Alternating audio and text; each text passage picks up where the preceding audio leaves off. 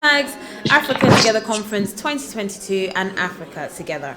Right, now it's time for the third keynote address of the day. And to give us this keynote address virtually is Her Excellency Ambassador Arakana Chimori Quao, MD. Can't forget that. Her Excellency is a medical doctor with 25 years experience, a diplomat, a public speaker, an educator, an author, an entrepreneur, and of course a fearless leader who is passionate about unifying the African diaspora for the impact in Africa. She is the founder, president, and chief executive officer of the Africa Diaspora Development Institute. As the permanent representative to the African Union mission in Washington, D.C. for 2016 to 2019, Her Excellency worked tirelessly towards fulfilling her mandate, which was to undertake, develop, and maintain relationships between the African Union and the executive and legislative branches of the U.S. government, the African Diplomatic Corps, and Africans in the Diaspora, and the Bretton Woods Institute. Now, Her Excellency's address is titled "The Role of African Youth in Establishing Pathways to a Self-Sustaining Africa." Like I said, she is virtual, but let's please give her a warm welcome. Thank you very much to the President of the Africa Society at Cambridge University, to the President of the University, the organizers of this wonderful program. My name is Arakana Chimori.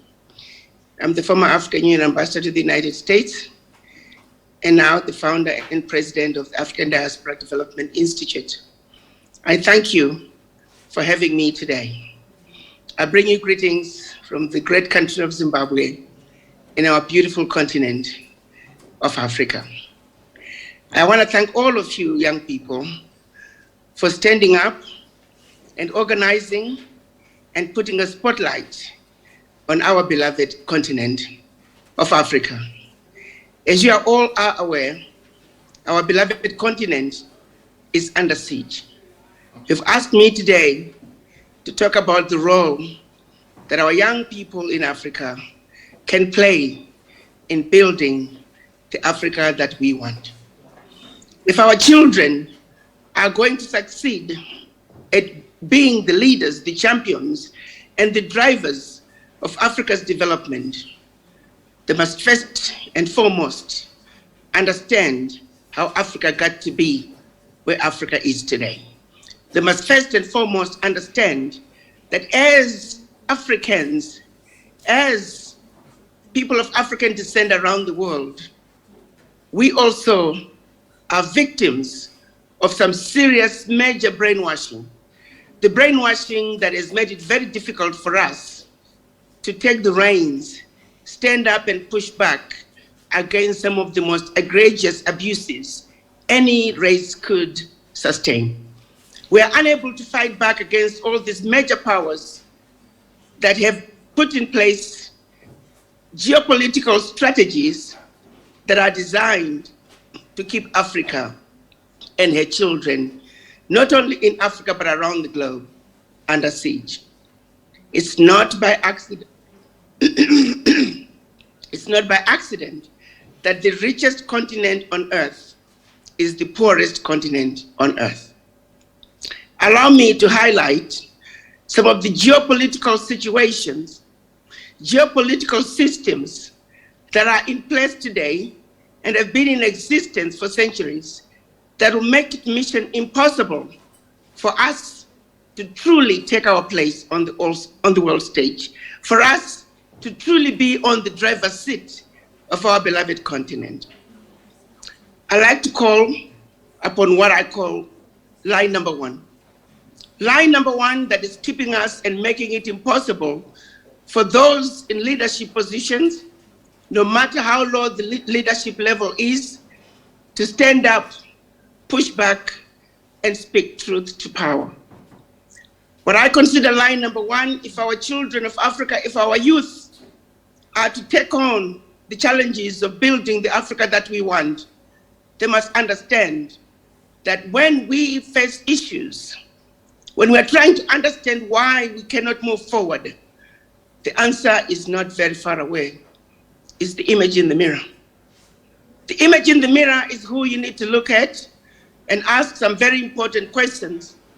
Why do I think the way I do? Why do I behave in the manner that I do?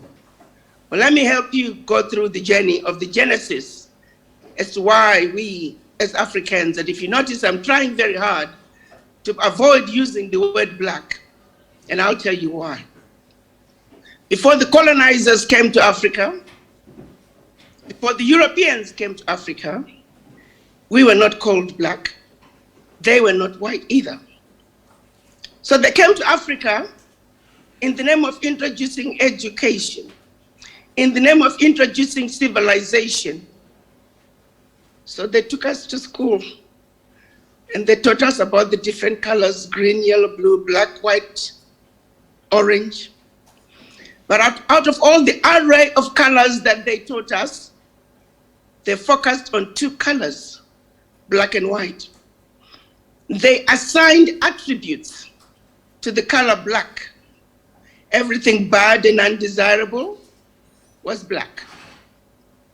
They even continued to add on subliminal messages that are designed to just automatically, as our children are being born, they automatically know that they are undesirable.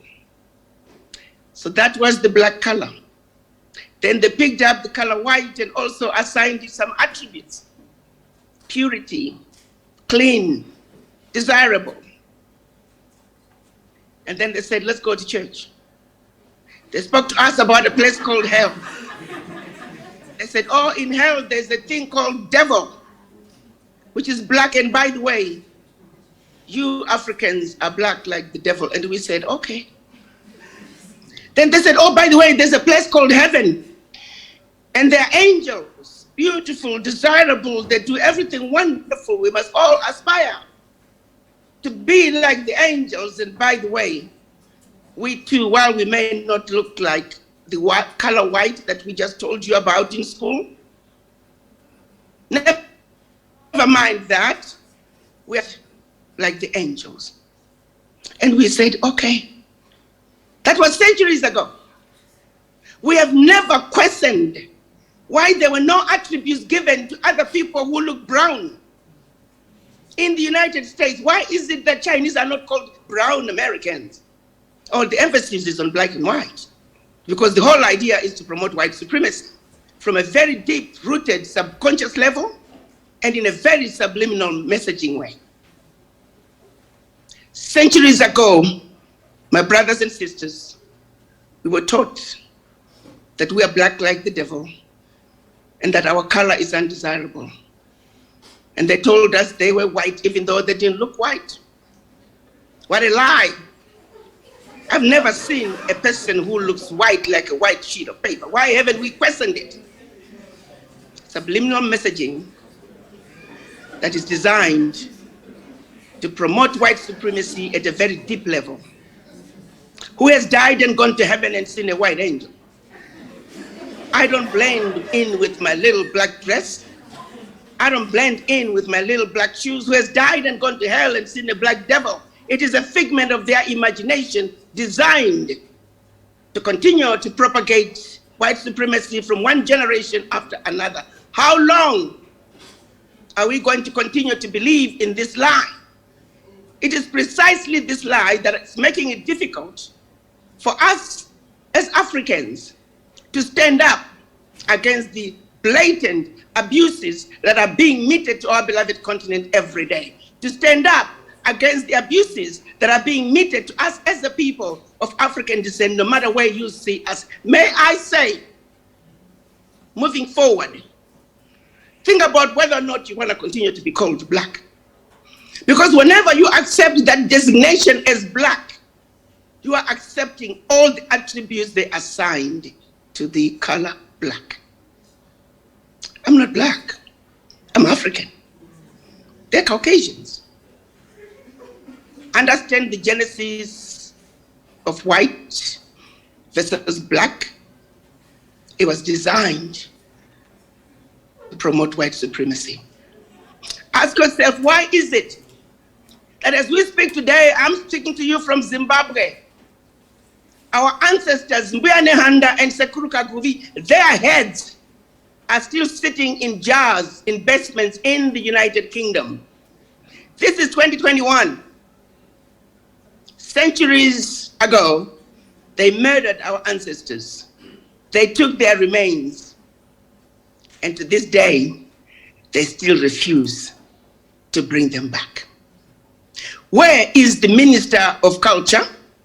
Where is the Minister of Foreign Affairs?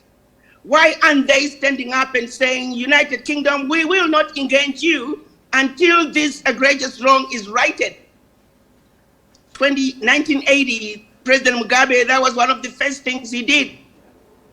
Demand the remains of our ancestors. By the way, it's not just Zimbabwe. It's all countries that were under colonization. Our ancestors are littering their basements throughout Europe.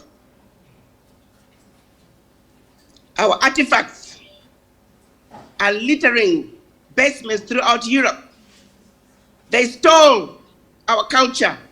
They displayed beautifully in their museums in Europe. And we Africans, we go to Europe and we line up nicely displayed, stolen from Benin Kingdom, and we pay to see what belongs to us. How long do you think a finger of a British soldier lasts in Zimbabwe? How long do you think a toe of a German soldier lasts in Namibia?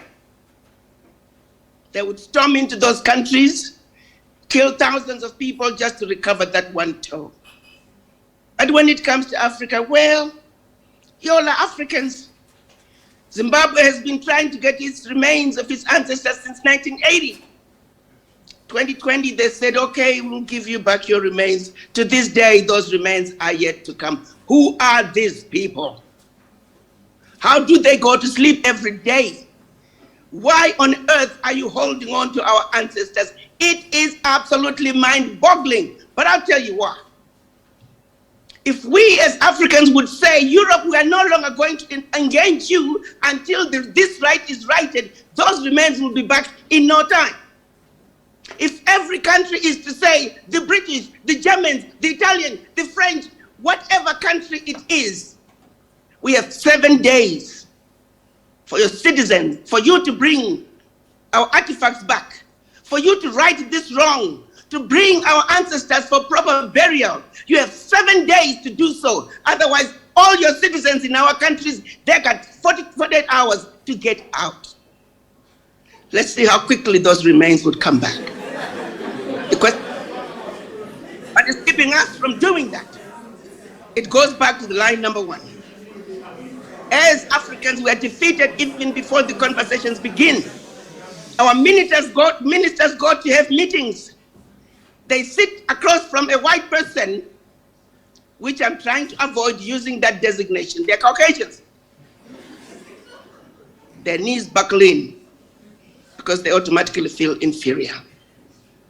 If we are to fight and defend our Africa, we must have a serious conversation with the image in the mirror and understand that you are one of the most beautiful person God ever created on earth, that you are just as intelligent and as beautiful as anybody else, and that no one should ever make us as Africans feel inferior. We're not inferior. In fact, if the truth be told, we as Africans are the only ones with a dominant gene on earth, plain and simple, and that is genetics 101. Take it or leave it. We are indestructible. The ones who gave birth to humanity, why are we being treated as fifth-class citizens? Without the black woman, there would not be humanity as we know it. And that is a fact. If all young people of today were to decide to mate with anyone, all black people, all Africans, all people of African descent, were to decide to mate with non-black people, give it 2-3 generations, the world will be black, and that is the truth. So if you want to talk about who is who, let's remind the world that as Africans, we gave birth to humanity. We told the world what it means to be civilized. The world must respect Africa and her children because we deserve to be placed on the tallest pedestal For humanity belongs to us. Without us, they wouldn't be. That's line number one, that our children must understand first and foremost if they're going to be properly equipped to fight and defend our Africa. There are other geopolitical issues that we must also understand. The Bretton Woods Institutions, when they were created in 1945, they were not created so Africa can prosper. They were created so their success is based on the failure of African nations and other developing nations. Why is it that the average African country, at a minimum, a third of their GDP goes to World Bank in loan repayment? As we speak in Harare, $6.5 billion they go to the World Bank every year in loan repayment out of a GDP of the country of 11 billion. 11 billion GDP, the country of Zimbabwe, 6.5 goes to loan repayment. Hello. How is this country supposed to survive? And the same is true in many African countries. Some of the loans, they go back to colonization. Countries that have never defaulted on their loan repayments, the rating agencies give them poor rating so they can justify, give them ridiculous interest rates anywhere from 10 to 20%. Countries like the United States that do not need the break, they can get their loans sometimes at 0 interest rate. What is, or rather, what are our ministers of finance doing? They go to the United States twice a year. They go to the World Bank twice a year. What are they talking about? Why aren't they challenging these abuses? It goes back to line number one, where we are defeated before the game even begins. Let's look at the World Trade Organization. Africa has the largest arable land on earth. Over 65% of our land is arable. Why is it that we cannot add value to our natural resources? It goes back to the policies that were put in place through the World Trade Organization. We are designed to provide the natural resources, the raw materials, so we can create jobs for the Europeans and now the East. And then we get the goods back. So we're now reduced to being consumers of our own value-added products. There's something terribly wrong with this picture. Why aren't the ministers of trade coming together collectively and speaking with one voice, say this has got to stop? It's because we are fighting as individual little bitty countries. How does Togo get in the same boxing ring with China?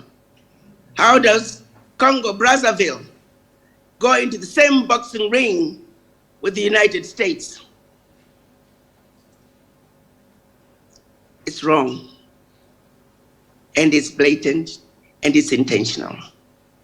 We're broken up into the tiny little countries, so precisely we can continue to fight with the pinky little finger rather than coming together and fighting with an entire fist so we can really throw a sucker punch.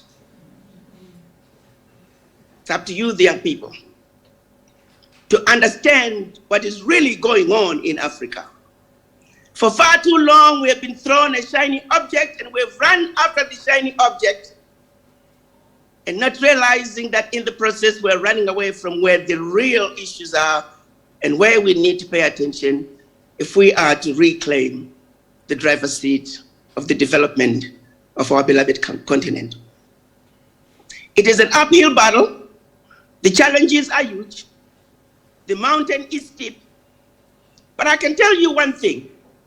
When we unite, when we come together and speak with one voice, and I get a really big, nice smile on my face and I feel warm and fuzzy, when I can remember of this young man in Mali who took down a French drone with a slingshot.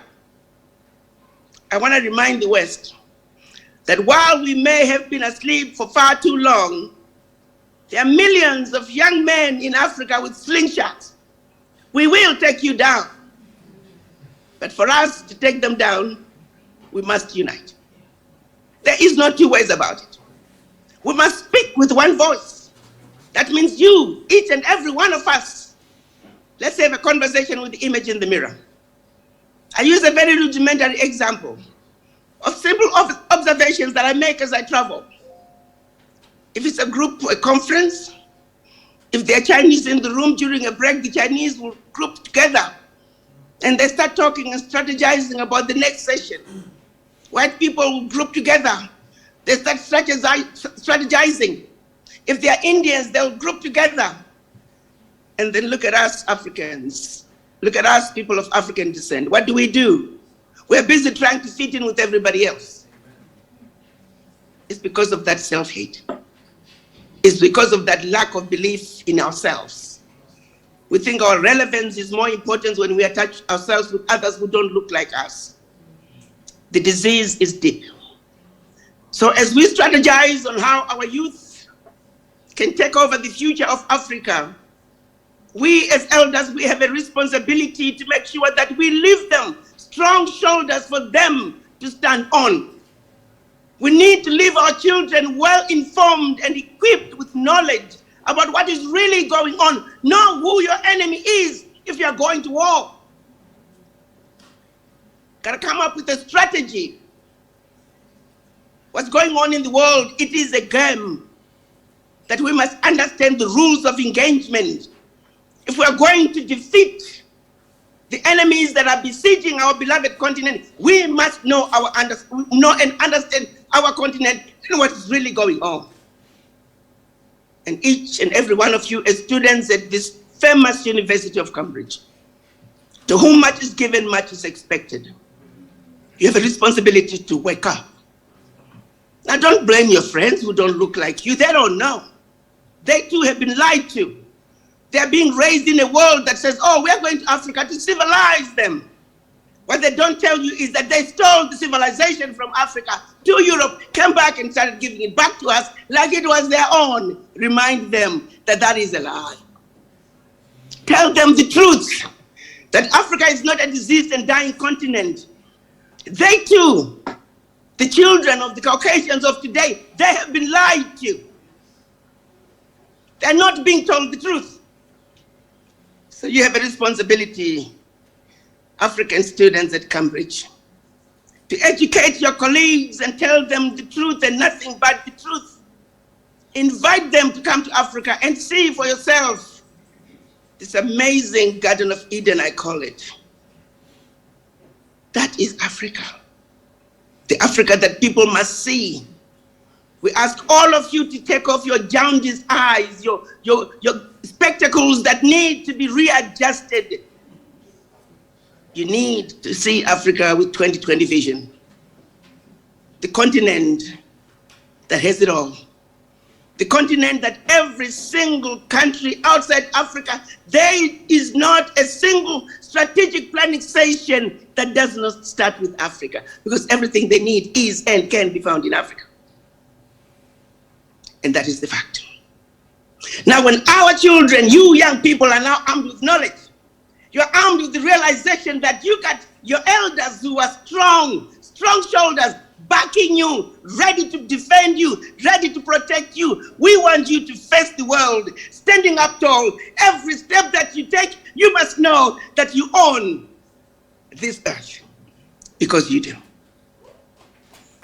The children of Africa, in the diaspora and around the world, and in Africa as well, stand up, push back, believe in yourself.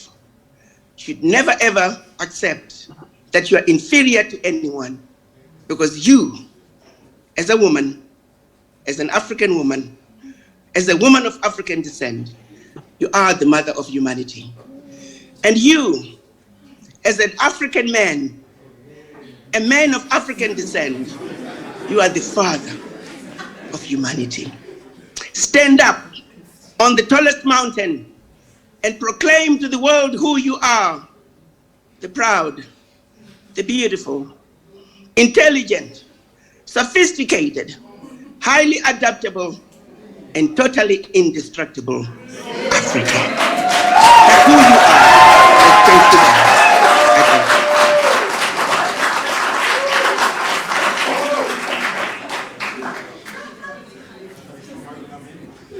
You know what? I think she deserves another round of applause.